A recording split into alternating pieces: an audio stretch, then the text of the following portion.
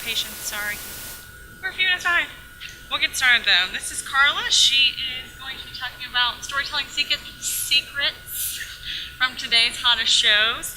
She is the founder of Dagger, a digital agency focused on engaging content creation for brands. Her current clients are Delta, Carter's Interface, and more.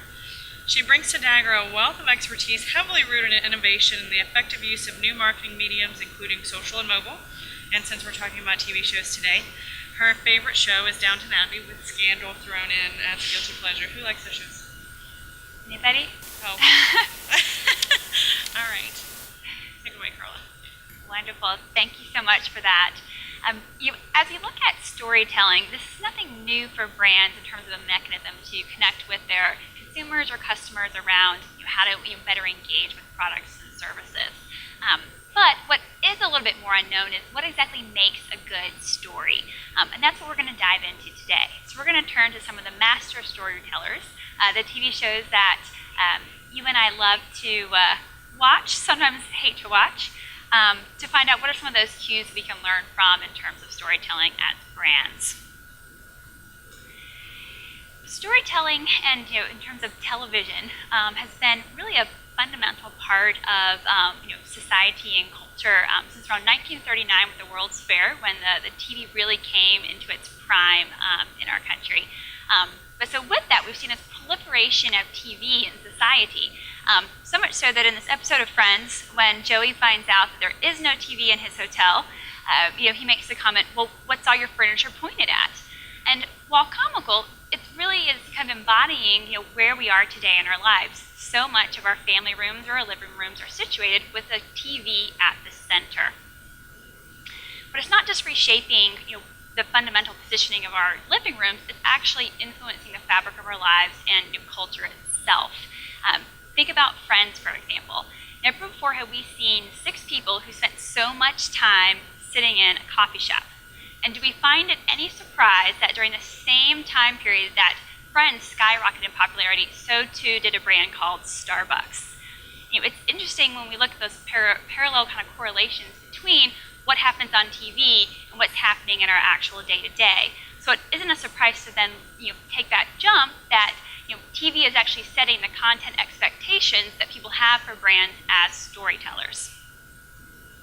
So we're going to do a quick poll as we think about the proliferation of TV and how much time we spend with TV. So I'm going to ask everyone to put your hands up. Everyone put them up? All right. Keep them up if you watch at least 1 hour of television a day. Keep them up if you watch at least 3 hours of television a day. And keep them up if you watch at least 5 hours of television a day. We got one person here hanging strong. Was great. So what's interesting is if you look at all those of you who have your hands down, you're actually below average. So the typical American adult spends 4 hours and 55 minutes in front of a TV screen per day. This is staggering when you look at the amount of time this actually constitutes in terms of your waking time. So it's nearly 20% of your waking time. It's the largest activity by far outside of work. One of the phenomenons that have risen in recent years around TV watching is this idea of binge watching. So as we look at that percentage of people and how they're spending their time watching television, 50% of adults actually identify themselves as binge watchers. So that's if you're watching anywhere from 2 episodes to 6 episodes of TV at a time. I myself am included in this. But even more interesting is when you look at why people binge watch. So 61% of people actually identify with the statement that there's too much good TV on the air right now that they feel like they have to binge watch to be able to keep up. Now that's so interesting that they're actually feeling pressured to keep up with the good television that's out there. So certainly there has to be something there that's compelling around these particular shows that are making people want to tune in. And that's what we're going to talk about today. What is it about television that shows that keep us coming back? And then how do we as marketers get that in our marketing efforts? So we're going to kind of dive into what I'm calling 3 big takeaways from what we can learn from television shows. So the first of those, it takes more than a good pilot. Now, if you're familiar with this scene on the TV now, or the screen now, it's Game of Thrones. Do we have any Game of Thrones fans in the audience? maybe a few.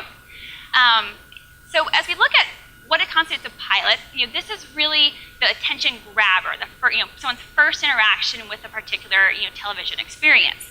So this isn't to say that the pilot isn't important, but it's not everything. As we look at pilots, again, they're designed to grab your attention and draw you into a series. So Game of Thrones, when we dissect that, within their pilot they had 5 topless women, 4 beheadings, 3 of those beheadings happened before the opening credits, 3 mentions of winter is coming, and 2 sex scenes. So they're combining all of these devices, again, to really pull you into the show in interesting ways. But it really comes down to being able to sustain that particular interest that makes a good series. And Game of Thrones happens to be one of the best at doing that. When we look at Game of Thrones as a series, it's the most pirated show in the world. They set a record this year for Emmys in a single year. There were 241 babies named Khaleesi in 2013, and I'll add that my husband wanted to name my dog Khaleesi. I think he was sad that I vetoed that before, also when naming my daughter. And nearly 40% of the characters are dead, which is just staggering when you think about people are watching this and everything that's going on in these shows in terms of character and cast. So obviously people are addicted to this show. Most pirated show in the world, so many awards. The question is, at what point do you define that addiction? And at what point are people actually getting hooked on these shows? Interestingly, Netflix actually released data that helps to support that very question. So Netflix analyzed more than 20 shows across 16 markets, and what they found was that no one was ever hooked on a pilot. Now think about that, as we think about content marketing for brands, we don't just want to put out one piece of content. We need to put out more content and then look at how can we make people addicted to that. Here's just a little snapshot in terms of some of the shows that they studied and then looked at how many episodes per show did it take to get hooked. Now, they define hooked as the point within a series that whatever that episode is, that from that point on, 70% of the people watching it go on to complete that particular season. So what was interesting is that you look across these particular shows, there really wasn't a commonality among genre or the content thematic. But what they did find in terms of correlations was around the storytelling mechanisms that these shows employed. So what they found was episodes or stories or series that employed more serial storytelling or stories that went across different episodes tended to hook people sooner than episodes that actually had resolution within a particular episode. So a case in point would be How I Met Your Mother. When you look at this on screen, it takes 8 episodes to actually get hooked on this particular show. Now, when you think about it, do we have any How I Met Your Mother fans out in the audience? Anyone watch the show? The thing about How I Met Your Mother is there's an overarching arc for the series, but you do tend to get some satisfaction or resolution episode by episode. Now, compare that to something like Breaking Bad, which has the least amount of episodes on screen right now, those that you're looking at, in terms of getting time to be hooked, and that was coming in at 2 episodes. Breaking Bad is much more about continuing the stories and leaving people hanging at the end of one episode and then continuing on to another, which reveals a very important part of how do we get people to come with us into additional pieces of content, which is the cliffhanger. Now, cliffhangers are nothing new in terms of what you're probably thinking of in terms of a storytelling device, but it does come to show as you look at this compared to the data on the previous screen, just how powerful cliffhangers are when you're trying to draw people into a particular series. We're going to talk about how can we create cliffhangers for your brands. So with that, what can brands take away from this particular message? Really, the takeaway is how do we as brands craft episodic and serial content to draw our users in? Take a look at this piece of episodic content.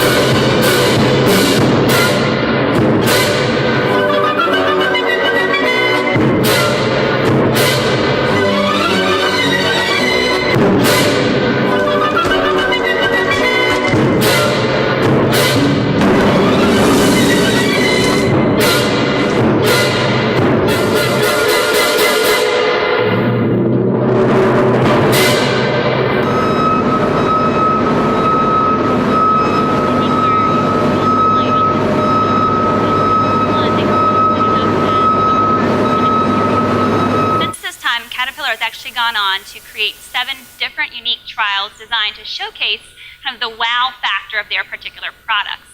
Now, what's interesting is you wouldn't normally think Caterpillar as a brand known for content marketing. You might think about, your CPG brand like Coca-Cola, etc. So I think it's really interesting for a brand like a Caterpillar to think about how can we showcase our products in really interesting ways. And by creating it in an episodic fashion where they have different series, they're automatically building up this promise of new and this expectation for more. So after you release the first one, you're then interested to see more, in terms of the second and the third.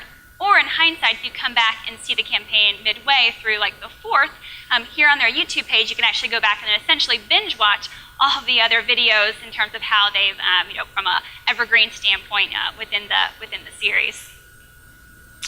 Now, what's interesting is, so certainly this was a piece of video content. Now, video in itself has become a huge mechanism for storytelling.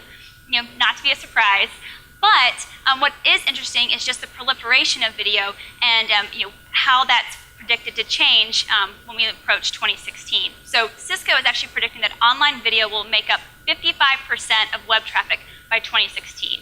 That's huge when we think about just overall how people are consuming content. Now, some of you might be thinking, oh, I have a low budget. I don't have the budget or the bandwidth to embark on video. I'm going to say, hang with me. We have a little bit more coming in terms of budgetary ideas of how you can still get in on the video space at the end of the presentation. Now, if you didn't move in video as a direction, this is the campaign that worked on last summer with Oshkosh Bagosh. So Oshkosh was looking to solve the challenge of how to, for moms who have an overall struggle summertime of entertaining their kids, they wanted to provide valuable content to help with this. And so we worked with Oshkosh to create a hub, which then housed information on crafts and activities and recipes that mom could do with her kids to keep them entertained. But we didn't just put all the content out there. We created it in an episodic fashion, so each week we released different content based upon different thematics. So I mentioned, how do you think about cliffhangers as a brand? You can see here on the bottom that we actually teased out what content was coming what weeks. So for example, if you knew you had a road trip coming up, you definitely wanted to tune in on June 12th to see all the content that was going to be released at that particular date. And we kept all the content housed in the hub for past weeks as well to build up that just overall library of content assets for mom. Saw huge success with this in regards to overall repeat visitors. Definitely saw that mom was engaged week over week. Now, an easy way that you can look at how to build episodic content is also around blogs. This is particularly powerful for B2B players. Now, instead of thinking about, oh, I'm going to build one blog post, how do you then divide that into 4 blog posts and essentially tease out the next blog post at the end of the prior? It's really just around kind of turning it on its head in terms of the kind of storytelling devices of what story do you want to show, how do you divide that up into a meaningful way into content segments, so then people have the expectation and the time to want to desire to see something more. So overall benefits of episodic content: 1, you get a returning audience. For people that have engaged with your brand, they have a desire and an expectation to want to see more, and you want to deliver upon that. 2, it builds credibility. As you put out multiple pieces of content around the same thematic, you start to be seen as a source for that particular piece of content. And then 3, empowered SEO. As this type of content is out there, it's living and breathing for much longer than the actual campaign date. So as you start to look at, for example, YouTube, there's great SEO there in terms of videos that you're putting out there about your brand, which are then discoverable month over month, year over year after your campaign ends. So lesson 2 from our television secrets is TV today is more identification than aspiration. And what I mean by that is, if you think about TV of the 50s, it was very much about aspiration. You had the perfect family with the husband and wife and 2 kids and a dog, and everything was kind of happily ever after each episode. But TV today is definitely departing from that particular philosophy. Take a look.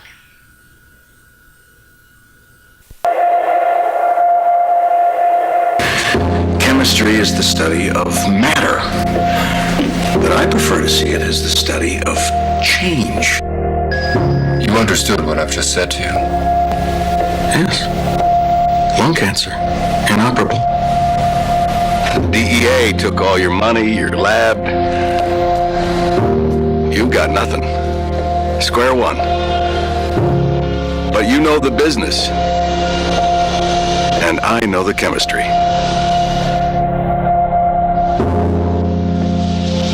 I'm thinking maybe you and I could partner up.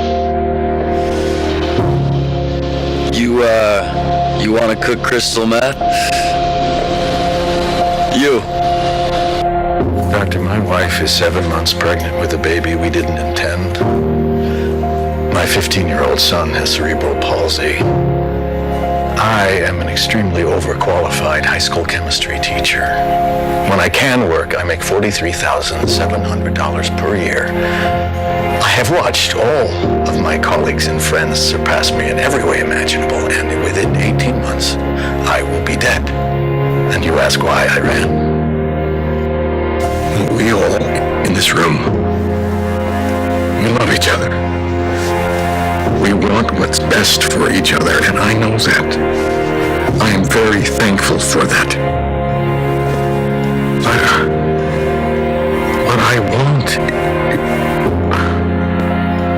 What I want, what I need, is a choice. I feel like I never actually make any of my own choices. So if you're not familiar with the show, this is Breaking Bad, where he embarks on this becoming a drug dealer, in short.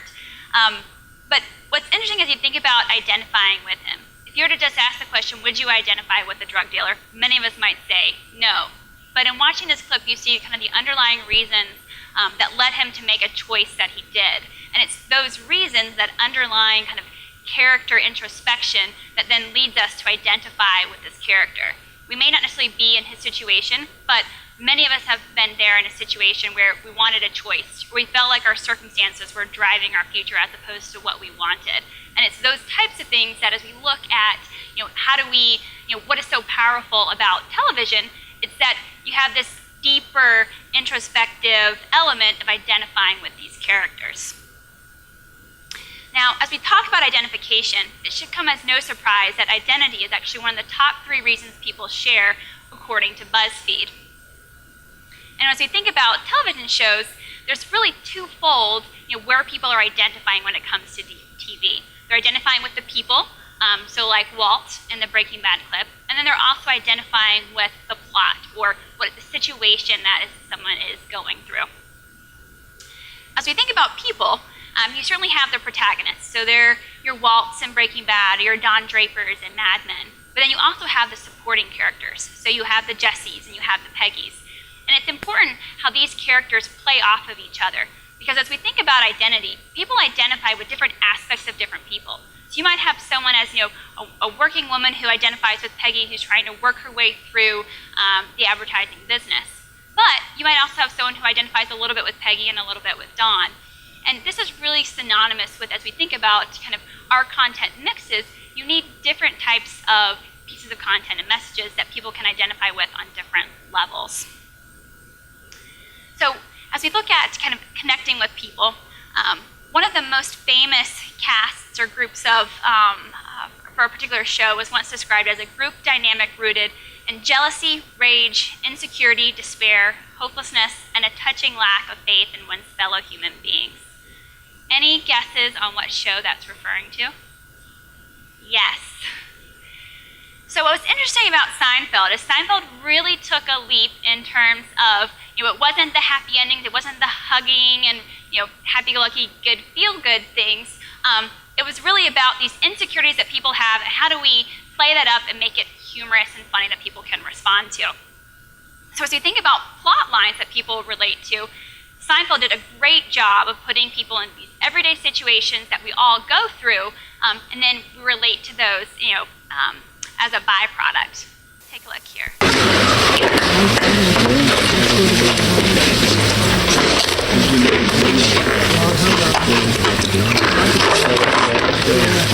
What are you doing? What? Did you just double dip that chip? Excuse me? You double dipped the chip. Double dipped? What are you talking about? You dipped the chip, you took a bite, and you dipped again. So? That's like putting your whole mouth right in the dip. From now on, when you take a chip, just take one dip and end it. Well, I'm sorry, Timmy, but I don't dip that way. Oh, you don't, huh? No. You dip the way you want to dip. I'll dip the way I want to dip. Give me the chip! Hey! So I'm not going to ask who has ever double dipped, but regardless of whether you've been the person that has double dipped your chip, the person that was staring at someone who was doing it, the person who wanted to just because you didn't have enough guac or salsa on your chip, you thought, man, that sucks. We can relate to those everyday little situations. And as brands, that's what we need to bring to our content. How can we make our content relatable to people's everyday needs? Now, as we look at a trend in television, we've seen ensemble casts rise. So when we look at the Downton Abbeys, or we look at the Orange is the New Blacks, you'll see they have a lot of characters. And so what this does for a particular series is it creates more arcs that people can identify with. Orange is the New Black in their series, third season, actually went really deep into exploring the different character development across each particular person in the series. But even with Downton Abbey, as you look at the different servants or the different, people of, the right word, not royalty, but nobility, there's lots of different aspects of each of their lives that someone can, basically launch onto and say, oh, I recognize and identify with that particular nugget. So as brands, it's important for us to also kind of think in that ensemble type mindset of, across our content mix, where are people able to find those points of identification. So, in essence, we have to think of brand content as a cast of characters. Beginning with who and what will my audiences identify with. A great example of trying to find that source of identity is Dove's Real Beauty campaign. So in 2004, Dove came across some really interesting market research that only 4% of women actually thought of themselves as beautiful. This means that 96% of themselves, or 96% of women thought they weren't beautiful, and they wanted to change this and play this up in regards to their particular brand and what their messages were. So this is just an example of how they brought that Real Beauty campaign to life, which is around, instead of using models, let's use real women, people that people can respond to in terms of all shapes and sizes and see themselves in, as opposed to the traditional essence of beauty that everyone knows. This is another great example of a campaign by Apple of how do they identify with prospective iPhone 6 buyers. And so what they did was they actually used photography shot on iPhone 6 devices that they then curated from other people actually out, customers in the marketplace. So what's interesting on this execution was twofold. First, the fact that they're actually using the phone as the photography device instead of a really big powered camera, and they're able to get these really beautiful, great images that they're blowing up to these large sizes. So it really just added credibility to the brand on that level. But two, the fact that they're curating these images from people, there's definitely again, that identification with, oh, I want to be like that person who is able to capture those strong shots and really connected well with the audience. So as we think about certainly identification, Apple, Dove did a nice job of connecting in with from an insight perspective with their audience. But really the challenge for brands is around how do we connect on multiple levels so that we can then really see the impact across differentiated audience segments. So this is a framework that YouTube created to kind of guide the construction of video content. But what's interesting is you can actually relate this really well to how you identify with your audiences across different types of pieces of content. So we're going to break this down. So this first area is what YouTube calls hero content. So these are your big production pieces of content, your Super Bowl moments as a brand. Now, as you look at these particular moments, because you're putting all this time and effort into these big moments, these are really around gaining broad awareness. And so in order to connect with a really broad audience, it's important that you really distill down to what are the human truths for your particular brand, and then build content around those. An example of a hero piece of content is Nike's Winter Stays spot that they debuted last year for the World Cup. Now, I'm not going to play the spot because it's actually 4 minutes, so it's less of a spot and more of an actual cinematic short film for the brand. But it essentially consisted of 2 youth soccer teams that were then playing against each other, and the winner got to stay on the field. And through the spot, they actually then kind of wove in each of the kind of young players who they aspired to be in terms of their heroes of I don't know soccer, but a really great kicker, a really great goalie, that type of thing. And so they infused these professional soccer players into the spot. And it's something that regardless of whether we play that particular sport, we can identify with being that young kind of youth, and from that wanting to kind of aspire to be great in your particular field. What I thought was particularly interesting, though, was, so it certainly was a very successful spot, 120 million views, 75,000 new subscribers for their YouTube channel. But even with how successful the spot itself was, those 75,000 new subscribers were only 4% of the overall channel subscribers. So this is where you see that a piece of hero content can definitely be very powerful, but it's nothing without the rest of the content mix that that brand is putting out, which brings us to the other 2 areas. So hub content, this is content that's designed to be pushed out to your prime prospect, primarily around passion points. So you're pushing this out, trying to bring people closer to your brand. So it's really around what are the passion points for your particular brand that people can get excited about. Again, Nike did an interesting execution with a particular soccer player that people were particularly passionate about, where they actually solicited questions via Twitter that they then created animated video responses back to the unique users. It worked for a couple reasons. Certainly being able to bring the audience into the fold was a very effective way of getting people excited about the particular piece of content. But it also allowed for high shareability as people's questions got answered, or as people were seeing other people submitting questions, just created kind of a much kind of larger effect of where that content was getting seen. And then the third section of content, hygiene content. So this is content that's designed for your core target or your always on content. And this content is really designed to be very valuable. So we've talked about kind of the big human truths that your brand stands for, the passion points that it stands for, but this is really how can you provide true value to your tried and true customers or consumers. So here's an example with Nike where they actually create videos called Nike Academy. And you can see that when you Google shot stopping, the Nike Academy video is actually the #1 search result. So it's important to note this is not a paid result. So this is just an organic search result. But when you look at the actual views for this particular video, again, very low production quality here, 718,000 views for this one video. And there have been over 74 Academy videos posted over the last 3 seasons that Nike's been running this particular series. So again, it shows how you can provide really valuable content, lower production value, but it's that overall content mix when you look at the hero, hub, and hygiene pieces together and identifying on the 3 levels that really makes it a strong mix. If you don't do video, certainly all these principles apply in other mediums as well. So this is just an example of how Dropbox handles hygiene content. So you can see if you have issues with photos, they have a very specific need that they're putting out there of having a ton of JPEGs, PSDs, and PNGs floating around your hard drive.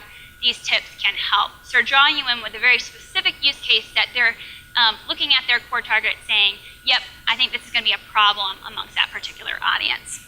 Same with security keys. And then this is just an example of, as you start to look at hero, hub, and hygiene content, how do you lay this out into kind of a strategic framework where you look at, here are the potentially 3 hero pieces of content we're going to have.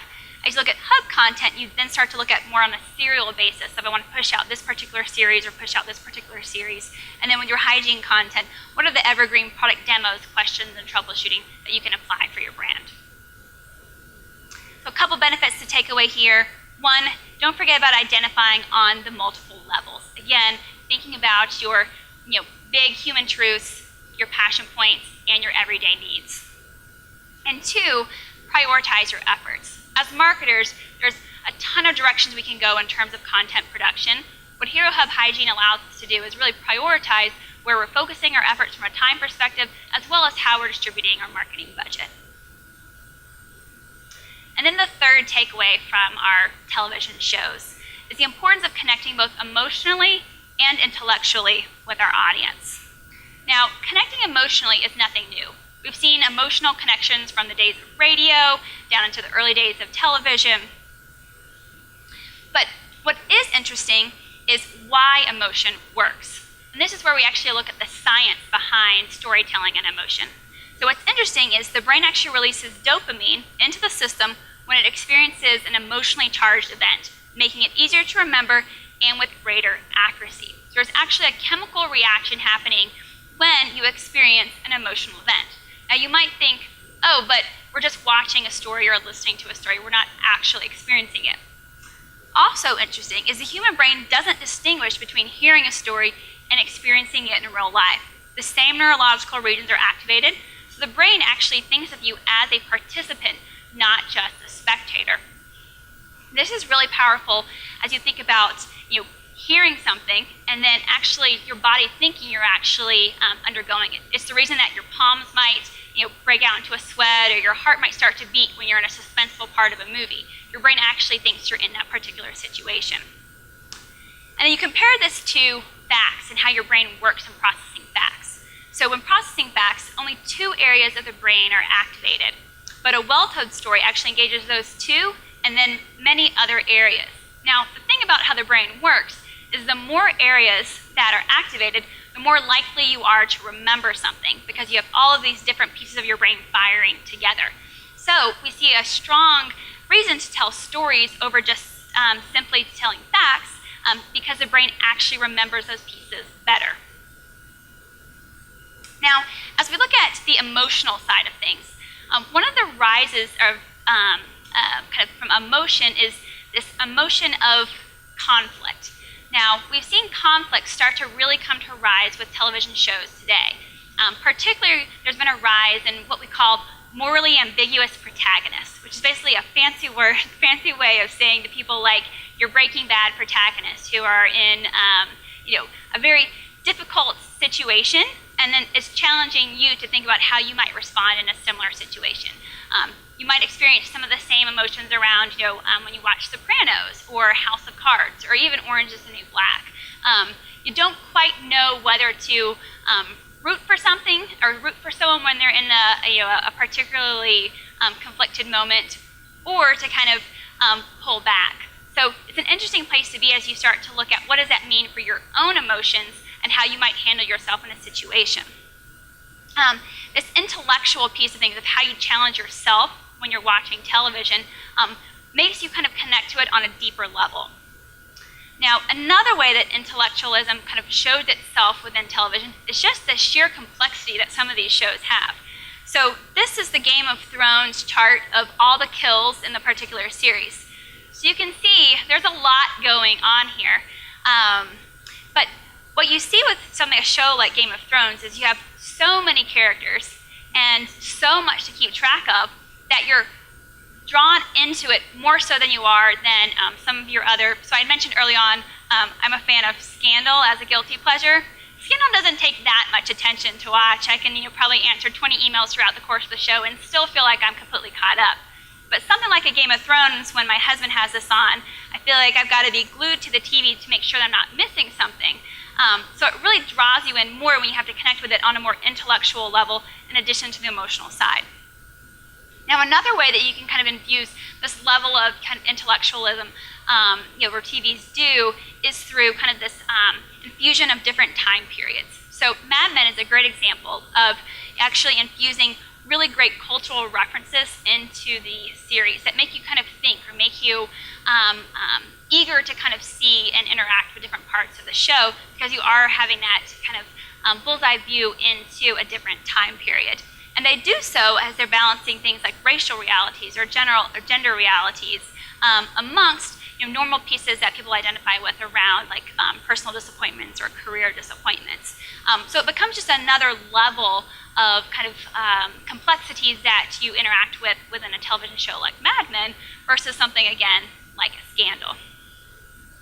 So as brands, we want to look at how do we infuse both emotion and intellect into our particular pieces of content. Now, when you think about the emotional side, it's important not to just throw emotion onto something for the sake of throwing emotion onto it. So one way that you can get to how to think about emotion for your particular brand is keep in mind that people don't buy what you do, they're buying why you do it. And so it's a great way to kind of challenge yourself to go deeper into kind of your particular brand and offering and really find that true emotion that you can then surface for your particular customers or consumers. So here's a great example of how you can weave both emotion and intellect into a piece. Very quiet, please. Cameras rolling. And we're recording sound. Slated.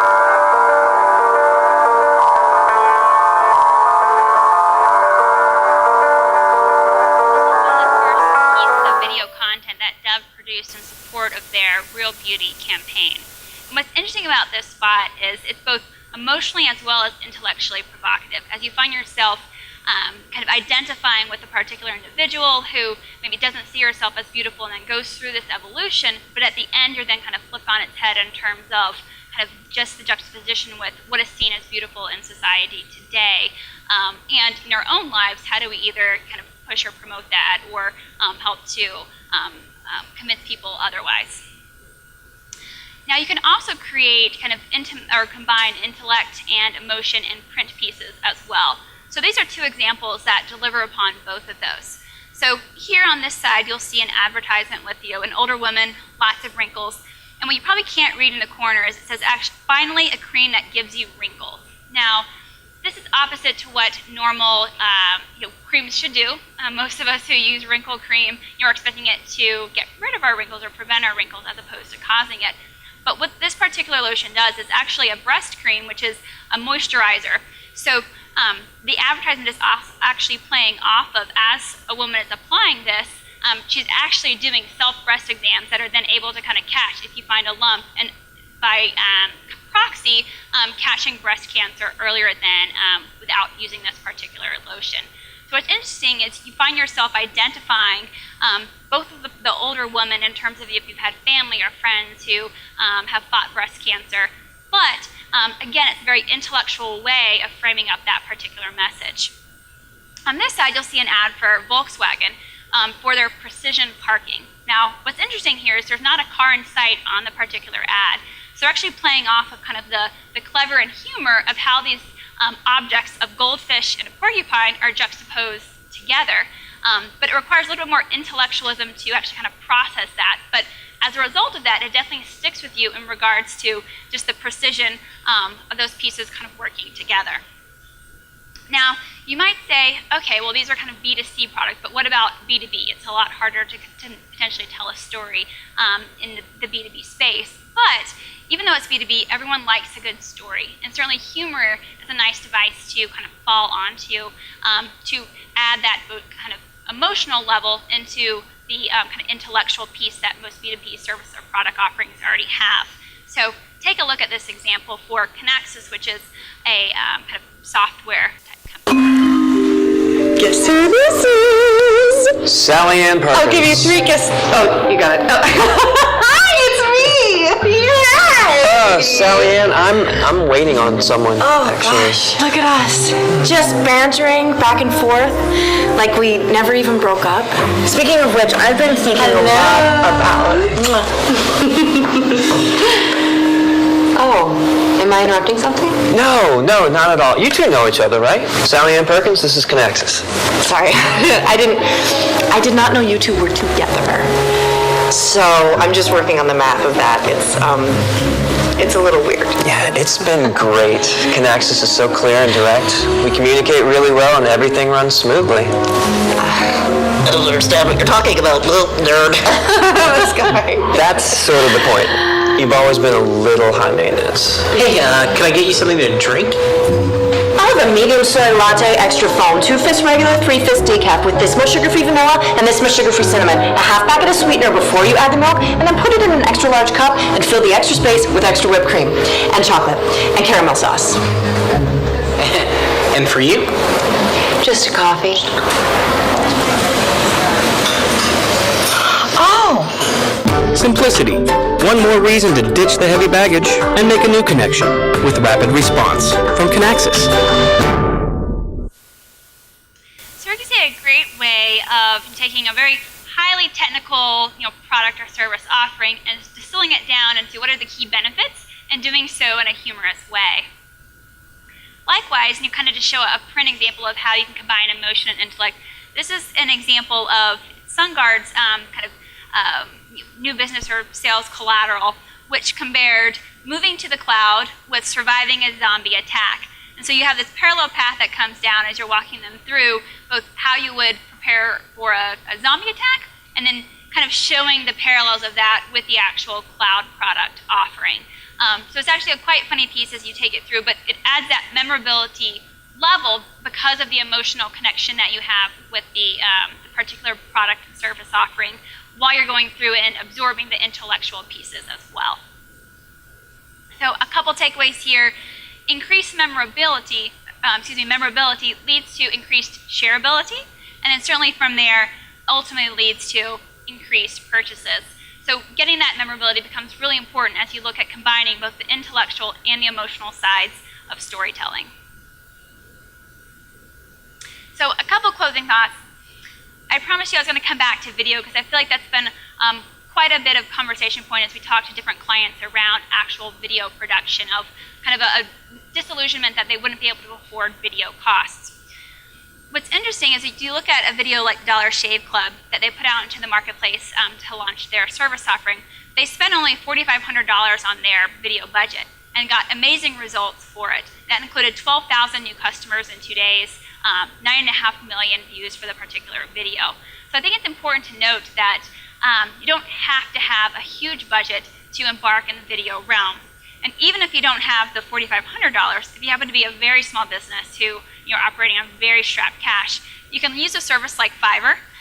So Fiverr, if you haven't heard of it, offers services starting at $5. Now, you're probably not going to get a whole video for $5, but they have certain animations, different types of things that you can get, and the prices go up from there. But essentially, it's a marketplace which connects kind of individuals who have services with particularly your startups or your small businesses that maybe don't have the budget to afford using a higher production agency to do that work. A couple final takeaways.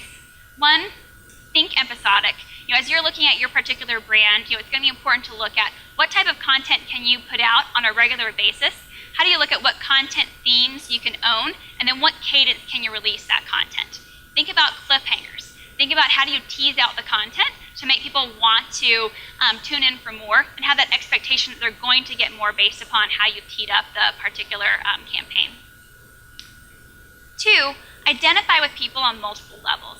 It's in that moment of identity that someone says, me too, and they want to share something. Think about the human truths for your brand, the passion points, the everyday content or everyday situations people identify with, and make that what your stories are crafted around. And three, win with combining emotion and intellect. Really push yourself hard to think about how do we weave emotion into our story, but pair that with something intellectual that's going to make the most numbers or neurons in the brain fire, and then again, think most from kind of remembering, sharing, and then ultimately converting for you. Thank you.